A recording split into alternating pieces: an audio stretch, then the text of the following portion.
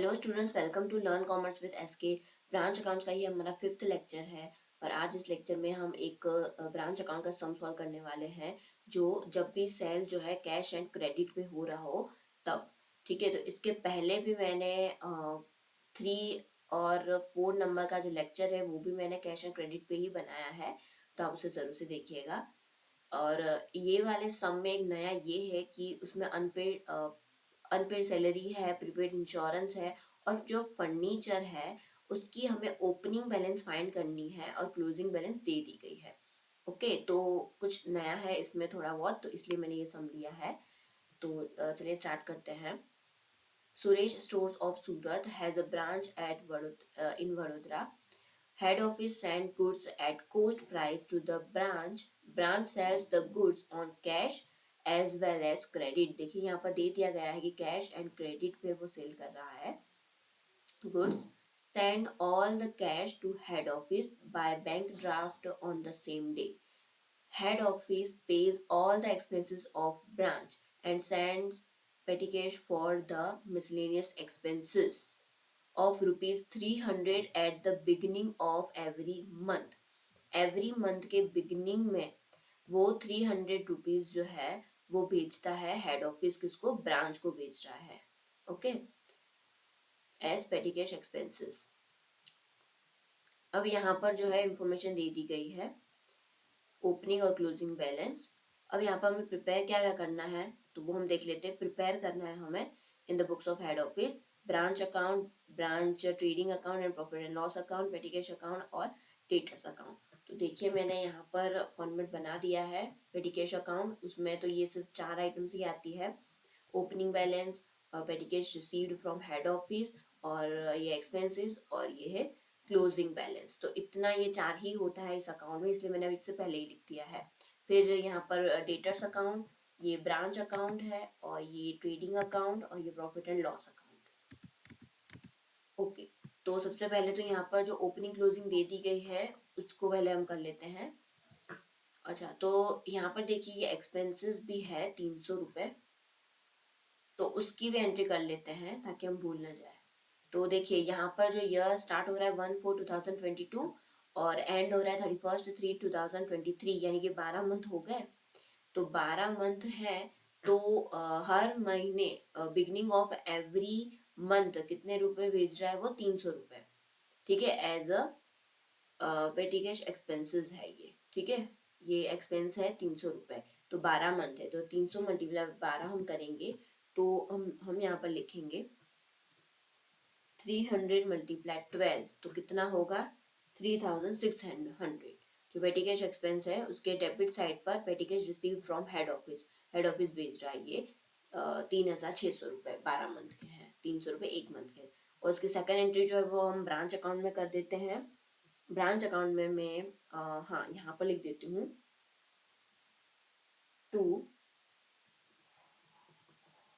पेटी cash receive send, जो पेटी कैश भेजा है वो कितने? 3600। ओके, अब आगे अब हम ओपनिंग एंड क्लोजिंग चालू करते हैं। तो यहाँ पर स्टॉक की ओपनिंग एंड क्लोजिंग दे दी गई है, तो सबसे पहले वही लिख देते हैं हम। तो ब्रांच अकाउंट में हम यहाँ पर लिखेंगे टू ओपनिंग बैलेंस। क्या है ये? स्टॉक। ओपनिंग है 15,000 और इसके क्लोजिंग में तो लिखेंगे, तो यहाँ पर मैं लिख देती हूँ बाय क्लोजिंग बैलेंस स्टॉक कितना है? 60,000 है इसकी क्लोजिंग। अब इसकी सेकंड एंट्री कर लेते हैं, कहाँ पर? ट्रेडिंग अकाउंट में आएगी। तो हम यहाँ पे लिखेंगे टू ओपनिंग बैलेंस कितने? 50,000 और क्लोजिंग बैलेंस हम लिखेंगे बाय क्लोजिंग बैलेंस 60,000। ओके, तो ये तो हो गया। अब डेटर्स की ओपनिंग एंड क्लोजिंग है, तो वो भी लिख देते हैं 90,000 एंड 1,20,000। ओके, तो डेटर्स की ब्रांच अकाउंट में सबसे पहले लिखेंगे, तो डेटर्स ओपनिंग है 90,000 और डेटर्स की क्लोजिंग है 1,20,000। अब इसकी सेकेंड एंट्री कहाँ पर आएगी? डेटर्स अकाउंट में, to opening balance 90,000 by closing balance 1,20,000।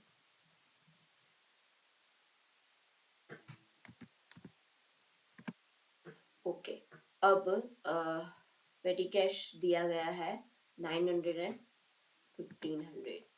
तो पेटी कैश अकाउंट में हम लिखेंगे ओपनिंग, और ये हमने लिखा क्लोजिंग। इसकी सेकेंड एंट्री ब्रांच अकाउंट में हम लिखेंगे ओपनिंग, हमने लिखा है, और यहाँ पर हम क्लोजिंग लिख देते हैं। ओके, तो ये भी हो गया। अब आगे यहाँ पर क्या दिया गया है? फर्नीचर। तो फर्नीचर की देखिए हमें ओपनिंग फाइंड करनी है और क्लोजिंग दे दी गई है 40,500। तो ब्रांच अकाउंट में यहाँ पर लिख देती हूँ फर्नीचर, जो हमें फाइंड करना है, ठीक है, और क्लोजिंग फर्नीचर जो हमें दे दिया गया है 40,500। तो फर्नीचर की ओपनिंग कैसे फाइंड करेंगे वो मैं आपको बाद में बताऊंगी। अब आगे है प्रीपेड इंश्योरेंस, कितने हैं? 600 है प्रीपेड इंश्योरेंस, और ओपनिंग 600 है और क्लोजिंग 450 है, ठीक है। तो मैं यहाँ पर लिखती हूँ ब्रांच अकाउंट में प्रीपेड इंश्योरेंस, प्रीपेड इंश्योरेंस 600। उसकी सेकेंड एंट्री आएगी यहाँ पर क्लोज, सॉरी हाँ, सेकेंड एंट्री बाद में बताऊंगी। यहाँ पर उसकी क्लोजिंग हम लिखेंगे प्रीपेड इंश्योरेंस 450। अच्छा, अब इसकी जो सेकेंड एंट्री जो है वो हम बाद में लिखेंगे, जब इसके जो खर्चे लिखेंगे ना, ये जो इंश्योरेंस वगैरह, तो तब हम करेंगे। ओके, अब अनपेड सैलरी है, तो इसकी ओपनिंग कितनी है? 1,550। तो अनपेड सैलरी की ओपनिंग कहाँ पर आएगी? वो आएगी ब्रांच अकाउंट के क्रेडिट साइड पर आएगी अनपेड सैलरी की ओपनिंग। तो यहाँ पर हम लिखेंगे by opening balance of unpaid salary,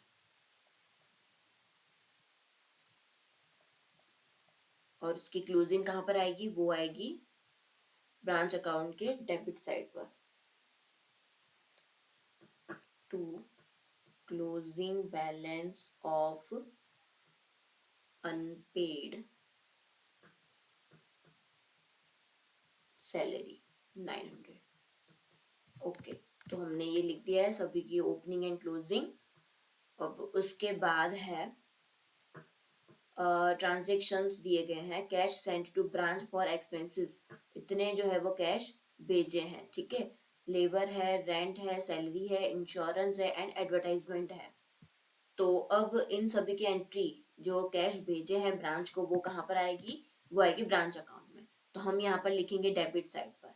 देखिए हेड ऑफिस जो है वो जो भी ब्रांच को भेजेगा, कैश हो या गुड्स हो जो भी, तो वो डेबिट साइड पर होगा, और जो ब्रांच जो है वो हेड ऑफिस को भेजेगा, जो भी गुड्स हो गया या कैश हो गया कुछ भी, तो वो क्या होगा? क्रेडिट साइड पर होगा। तो हम डेबिट साइड पर लिखेंगे कैश अकाउंट, जो भी सारे एक्सपेंसेस है वो सारे, ठीक है। एक तो था लेबर था, रेंट, सैलरी, इंश्योरेंस और एडवर्टाइजमेंट।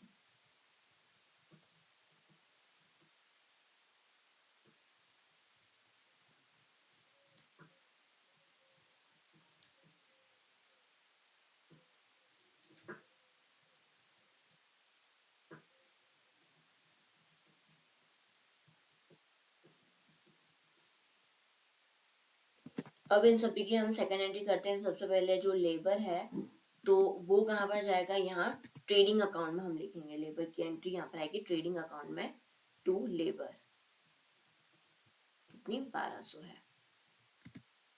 अब जो रेंट है वो कहाँ पर, प्रॉफिट एंड लॉस अकाउंट में। सैलरी है वो भी प्रॉफिट एंड लॉस अकाउंट में। तो प्रॉफिट एंड लॉस अकाउंट में लिखेंगे रेंट 6,000।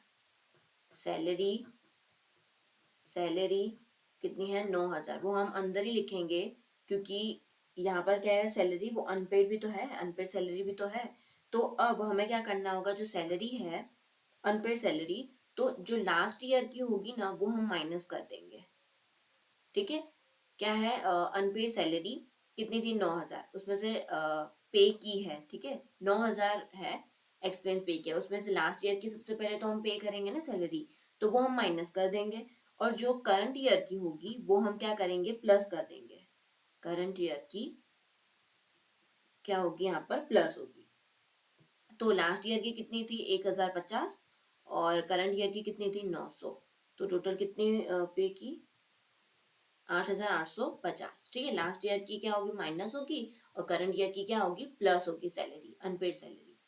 ओके, तो देखिए ये था ना ओपनिंग सैलरी, अनपेड सैलरी के जो ओपनिंग थे ना, ये ओपनिंग और ये क्लोजिंग मीन्स ये क्या है, लास्ट ईयर की थी, 2022 की थी ये लास्ट ईयर की, और ये जो 900 है क्या है, करंट ईयर की है। तो सैलरी के अंदर हम वो प्लस माइनस करेंगे, प्रॉफिट एंड लॉस में वो हमने कर दिया है। अब आगे यहाँ पर क्या दिया गया है, इंश्योरेंस 4,500। तो हम लिखेंगे यहाँ पर इंश्योरेंस टू, इंश्योरेंस कितना है, 4,500। तो वो अब हम इंश्योरेंस क्या करेंगे, लास्ट ईयर का जो होगा वो हम प्लस कर देंगे। लास्ट ईयर का क्या किया हमने, प्लस, और माइनस करेंगे करंट ईयर का। करंट ईयर का हम क्या करेंगे, माइनस करेंगे। तो लास्ट ईयर का था 600, करंट ईयर का था 450। तो हम प्लस माइनस करेंगे तो कितना मिलेगा, 4,650। ओके, तो ये भी हो गया। अब क्या बाकी है, एडवर्टाइजमेंट है 1,800। तो वो तो हम ऐसे ही लिख देंगे, टू एडवर्टाइजमेंट 1,800। ओके, चलो ये तो हो गया, इन सभी की सेकंड एंट्री भी हो गई। अब कैश सेल्स कितना दिया गया है, कैश सेल्स है 45,000 है कैश सेल्स। तो वो हम लिखेंगे यहाँ पर ब्रांच अकाउंट में, कहाँ पर, क्रेडिट साइड पर हम लिखेंगे कैश सेल्स, क्योंकि कैश सेल्स जो हुआ है उसके पैसे तो हेड ऑफिस को ही भेजना है ना, इसीलिए कैश सेल्स 45,000। अब इसकी सेकंड एंट्री कहाँ पर होगी, वो होगी ट्रेडिंग अकाउंट में होगी। तो ट्रेडिंग अकाउंट में बाय सेल्स, उसमें कैश सेल्स भी होगी और क्रेडिट सेल्स भी होगी। ठीक है, तो कैश सेल्स 45,000 है, अभी क्रेडिट सेल आना बाकी है। अब आगे goods sent to branch, goods sent to branch कितना है, 2,25,000। तो उसकी एंट्री आएगी यहाँ पर ब्रांच अकाउंट में, to goods sent to branch, branch को भेजा है गुड्स, 2,25,000। अब इसकी सेकंड एंट्री कहाँ पर आएगी, ट्रेडिंग अकाउंट में हम लिखेंगे, to goods received from head office, 2,25,000 अंदर ही हम लिखेंगे, क्योंकि इसमें से हमें क्या करेंगे, हम गुड्स रिटर्न जो होगा वो हम माइनस करेंगे रिटर्न। ठीक है, तो वो जब आएगा तब हम लिखेंगे। अब यहाँ पर क्या लिखा है, गुड्स रिटर्न बाय ब्रांच। अब ब्रांच ने गुड्स रिटर्न कर दिया है 22,500 का, तो उसकी एंट्री आएगी ब्रांच अकाउंट में, debit side, by goods return by branch 22,500। अब इसकी सेकंड एंट्री आएगी ट्रेडिंग अकाउंट में, गुड्स रिसीव हुआ था ना उसमें से हम माइनस करेंगे गुड्स रिटर्न 22,500। तो माइनस करने के बाद 2,02,500 होगा। ठीक है, अब आगे बढ़ते हैं, गुड्स रिटर्न बाय डेटर्स। अब डेटर्स ने गुड्स रिटर्न किया है कितना, 6,300। गुड्स रिटर्न बाय डेटर्स, तो डेटर्स अकाउंट में हम लिखेंगे बाय गुड्स रिटर्न 6,300। और इसकी जो सेकंड एंट्री है वो ट्रेडिंग अकाउंट में जाएगी, ट्रेनिंग अकाउंट में जो टोटल सेल होगा, यहाँ पर टोटल सेल हमें मिलेगा, उसमें से हम माइनस करेंगे गुड्स रिटर्न, जो डेटर्स ने रिटर्न किया है बाय डेटर्स, 6300 जो भी अमाउंट आएगी फिर हम बाहर लिखेंगे। ओके, अब उसके बाद है कैश रिसीव्ड फ्रॉम डेटर्स, कितने, 1,50,000, तो उसकी एंट्री आएगी डेटर्स अकाउंट में by cash received from debtors. अब इसकी सेकेंड एंट्री कहाँ पर आएगी, ब्रांच अकाउंट के अकाउंट में, क्योंकि जो भी कैश रिसीव हुआ है डेटर से वो किसको हम भेजेंगे, वो भेजेंगे हेड ऑफिस को, इसीलिए तो कैश रिसीव्ड फ्रॉम डेटर्स।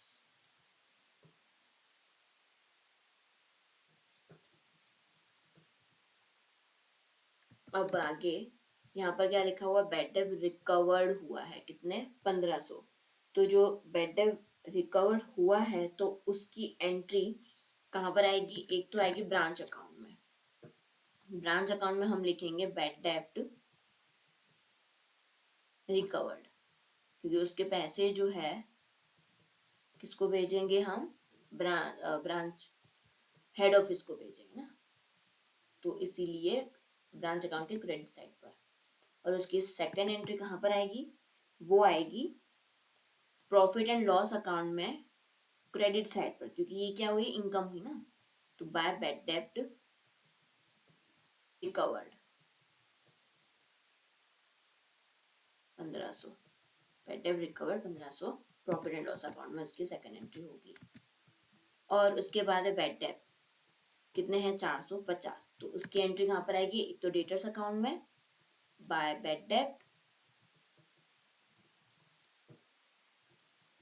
और उसकी सेकेंड एंट्री आएगी प्रॉफिट एंड लॉस अकाउंट में टू बैड डेब्ट, कितना, 450।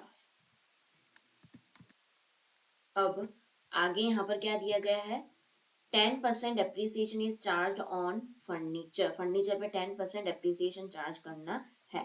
तो देखिए जो ओपनिंग होगा ना फर्नीचर का, मैं यहाँ पर लिख देती हूँ, फर्नीचर है उसमें से ओपनिंग यानी 100 होगा, हम एज्यूम करेंगे कि ओपनिंग बैलेंस जो है फर्नीचर का क्या है, 100 है, उसमें से 10% डेप्रिसिएशन माइनस करेंगे, यानी कि 90 जो है वो क्या होगा, क्लोजिंग बैलेंस होगा फर्नीचर का, राइट, क्योंकि ओपनिंग बैलेंस में से हम 10% डेप्रिसिएशन माइनस करने के बाद की जो अमाउंट होती है वो हम क्लोजिंग बैलेंस में लिखते हैं फर्नीचर की। ओके, ठीक है, तो अब हमें क्या दिया गया है, यहाँ पर क्लोजिंग बैलेंस दे दी गई है, तो अब हमें ओपनिंग बैलेंस फाइंड करनी है। तो देखिए जब क्लोजिंग बैलेंस 90 है तब ओपनिंग बैलेंस कितना है फर्नीचर का, 100 है, ठीक है, तो क्लोजिंग बैलेंस हमें कितना दिया गया है, 40,500, तब ओपनिंग बैलेंस कितना होगा, तो 40,500 मल्टीप्लाई 100 डिवाइड में होगा 90, तो हमें ओपनिंग बैलेंस मिलेगा 45,000। तो ये जो है ओपनिंग बैलेंस हमें मिल चुका है, और क्लोजिंग बैलेंस और ओपनिंग बैलेंस के बीच का डिफरेंस कितना है, 4,500 का, तो वो क्या होगा, डेप्रिसिएशन होगा, ठीक है, तो जो ओपनिंग बैलेंस है वो हम लिख देते हैं 45,000 और डेप्रिसिएशन की भी अमाउंट लिख देते हैं। तो ब्रांच अकाउंट में हम ओपनिंग बैलेंस लिखेंगे फर्नीचर की 45,000, और उसका जो डेप्रिसिएशन है वो हम कहाँ लिखेंगे, प्रॉफिट एंड लॉस अकाउंट में, टू डेप्रिसिएशन ऑन फर्नीचर, कितना, 4,500।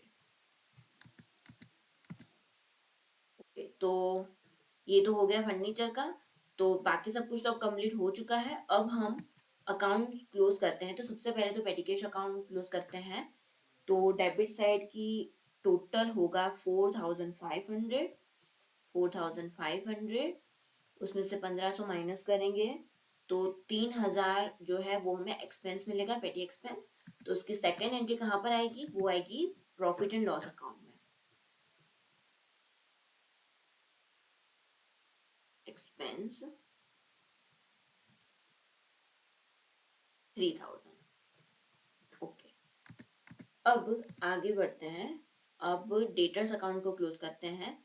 तो यहाँ पर क्रेडिट साइड की जो है वो हम क्लोज करते हैं। Credit side 2,76,750, 2,76,750।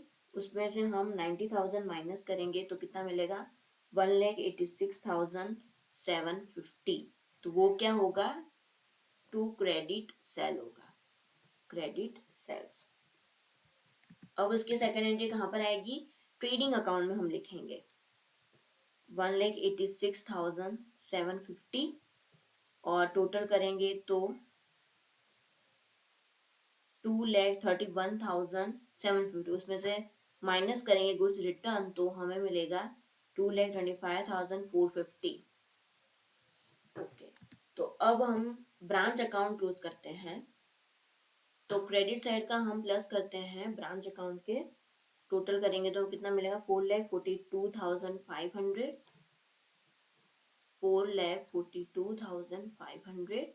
उसमें से डेबिट साइड की सारी अमाउंट माइनस करने से 39,000 मिलेगा। तो वो क्या होगा? Branch profit. ब्रांच प्रॉफिट हमें जितना मिला है उतना प्रॉफिट एंड लॉस अकाउंट भी तो मिलना चाहिए ना, नेट प्रॉफिट। तो अब हम ट्रेडिंग अकाउंट को क्लोज करते हैं।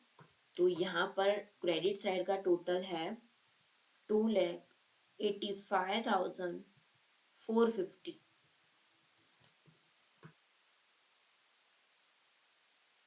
अब डेबिट साइड की सारी अमाउंट माइनस करेंगे तो मिलेगा 66,750।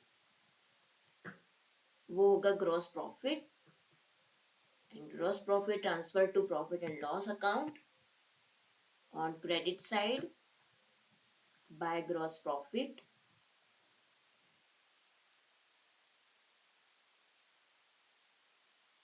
तो अब हम टोटल करेंगे तो क्रेडिट साइड का टोटल होगा 68,250। उसमें से सारी जो अमाउंट है क्रेडिट साइड की वो हम माइनस करेंगे तो कितना मिलेगा? वो मिलेगा 39,000। 39,000 होगा नेट प्रॉफिट। यहाँ पर ये 39,000 नेट प्रॉफिट मिला है और ब्रांच अकाउंट जो ब्रांच प्रॉफिट है वो कितना है? 39,000। यानी कि हमारा ये जो सम है वो राइट है। ठीक है, दोनों ही प्रॉफिट जो है वो मैच होने चाहिए। ठीक है, तो इस सम में प्रीपेड इंश्योरेंस, अनपेड सैलरी और ये जो फर्नीचर था जिसकी क्लोजिंग दी गई थी और ओपनिंग हमें फाइंड करना था, तो ये सब कुछ थोड़ा बहुत नया था और सब कुछ इसके अंदर कवर हो जाता है। और देखिए यहाँ पर 300 रुपये जो है at the beginning of every month वो भी दिया गया था। जो 12 मंथ का था तो हमने 12 मंथ के साथ मल्टीप्लाई करके लिखा था। तो ये थोड़ा बहुत नया था, इसके अंदर सब कुछ कवर हो जाता है कैश एंड क्रेडिट वाले सम में। ठीक है, तो अब इसके नेक्स्ट वाले जो भी सम होंगे वो इनवॉइस प्राइस वाले होंगे। ओके, तो मेरे चैनल के साथ बने रहिए, सब्सक्राइब कर लीजिए मेरे चैनल को। Thank you.